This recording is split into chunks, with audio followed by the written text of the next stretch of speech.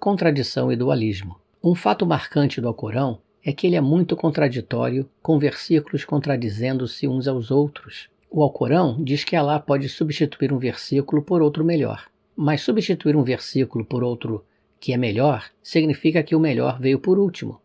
Para lidar com essa contradição do Alcorão, é preciso saber qual versículo foi escrito antes ou depois. E essa ordem cronológica é conhecida pelos acadêmicos muçulmanos. Essa substituição de um versículo por outro versículo é chamada de abrogação, mas a abrogação não cancela o versículo anterior, porque ele veio de Alá. Isso significa que o versículo anterior também é verdade, porque Alá, por definição, não pode estar errado.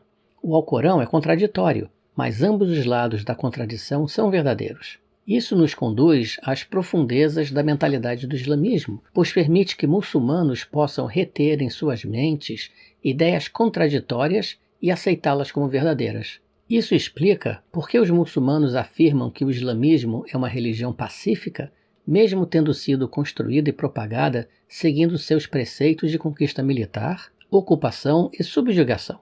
Essas contradições não os incomodam.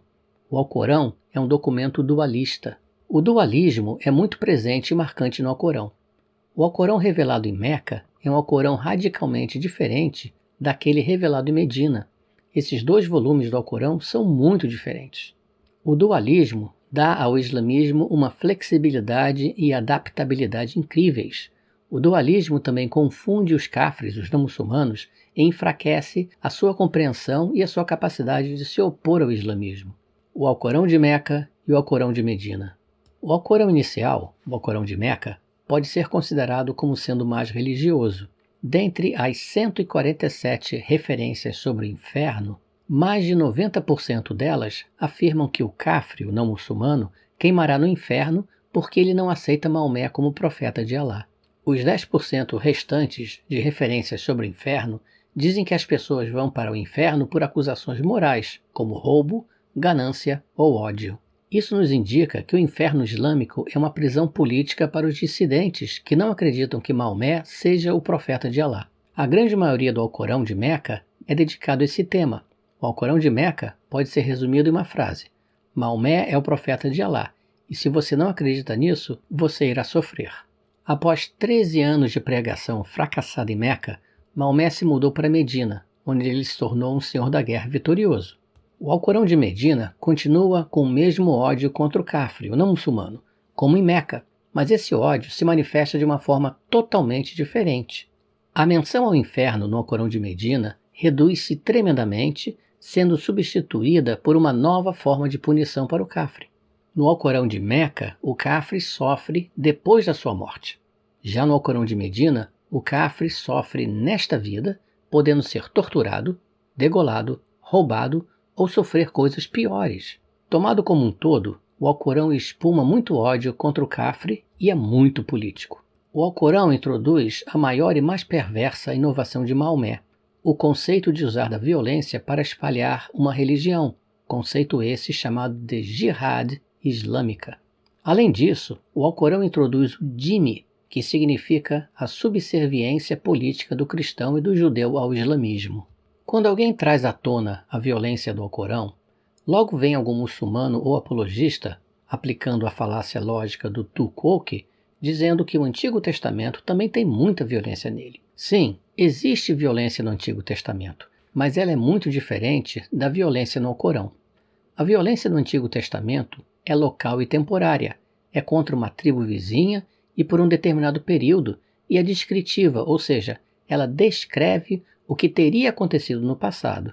Do outro lado, a violência no Alcorão é universal e eterna, e é prescritiva. A jihad deve ser feita até que deixe de existir cafre, ou não muçulmano algum, na face da terra. Existe uma grande diferença entre violência local e temporária, descritiva, e entre violência universal e eterna, prescritiva. A jihad islâmica é muitas vezes chamada de guerra santa, mas ela seria melhor descrita como guerra política, pois a única razão no Alcorão para que as pessoas sejam atacadas e mortas é porque elas não aceitam Maomé como profeta de Alá. Essa é uma ideia intelectual, logo, a jihad é uma guerra política contra o cafre. Imperfeito. O Alcorão possui todos os tipos de erros, sejam históricos, científicos, matemáticos e lógicos. Veja o link para os vídeos e artigos. Erros históricos e anacronismos do Alcorão provam que ele é humano e não divino, e erros internos, numéricos e científicos no Alcorão e nas tradições de Maomé, ou seja, o Islã é mais furado que queijo suíço. Para mais detalhes. A universalidade do Alcorão em árabe. O Alcorão é um documento árabe, escrito em árabe, que se refere à sua natureza árabe e diz que os árabes são o melhor povo. Como o Alcorão alega ter sido escrito em árabe antes da criação do universo, isso implica que Alá é árabe. Essa é uma parte muito importante do imperialismo árabe, ou seja, a cultura árabe deve dominar todas as outras culturas do mundo. Um dos contra-argumentos mais comuns usados por muçulmanos ou apologistas ao ouvirem algo negativo sobre o Alcorão é que ele deve ser lido em árabe e que apenas deste modo pode-se compreendê-lo. Mas um mínimo de bom senso joga essa afirmação no lixo. Como o Alcorão pode ser universal se apenas uma pequena parcela de pessoas do mundo sabe ler árabe? Isso torna as ideias contidas no Alcorão incompreensíveis para a maior parte da população do mundo que não sabe o idioma árabe, ou seja, essas ideias não são universais. Então, as ideias contidas no Alcorão podem ser compreendidas em outro idioma ou não? Porque se as ideias do Alcorão não podem ser compreendidas em outros idiomas que não o árabe, então o Alcorão não é universal. Outra falha da contra-argumentação de que o Alcorão apenas pode ser entendido em árabe é que a grande maioria dos muçulmanos de hoje não fala árabe, de modo que eles estão praticando o islamismo sem saber árabe. E para compreender algo, eles precisam do texto no seu idioma natal. Os muçulmanos recitam ou mesmo memorizam o Alcorão em árabe clássico, mas o árabe clássico não é a língua árabe de hoje. Um árabe moderno pode não compreender plenamente um versículo do Alcorão, necessitando que o árabe clássico seja traduzido para o árabe moderno. Muitos muçulmanos recitam o Alcorão sem saber o que estão dizendo. O fato é que o árabe não é uma barreira para a compreensão do Alcorão em particular e nem da doutrina islâmica em geral. Finalizando, o Alcorão é um documento no qual 64% da sua temática versa sobre odiar o kafre, o não muçulmano, e sobre como o kafre precisa ser subjugado. Portanto, o Alcorão é essencialmente um documento político e não um documento religioso. As novidades trazidas pelo Alcorão. O Alcorão trouxe 3 ideias novas. 1. Maomé é o profeta de Alá. 2.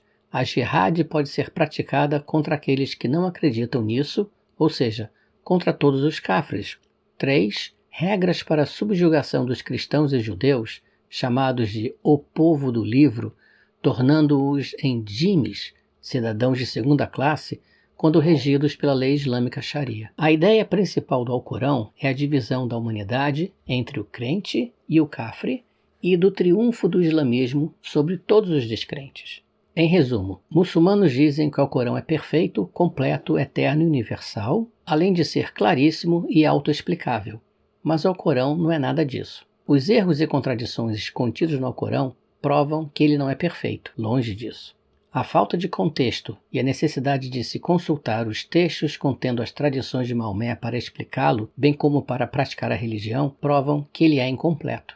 Como o Alcorão pode ser eterno se existem dezenas de versões diferentes dele em árabe?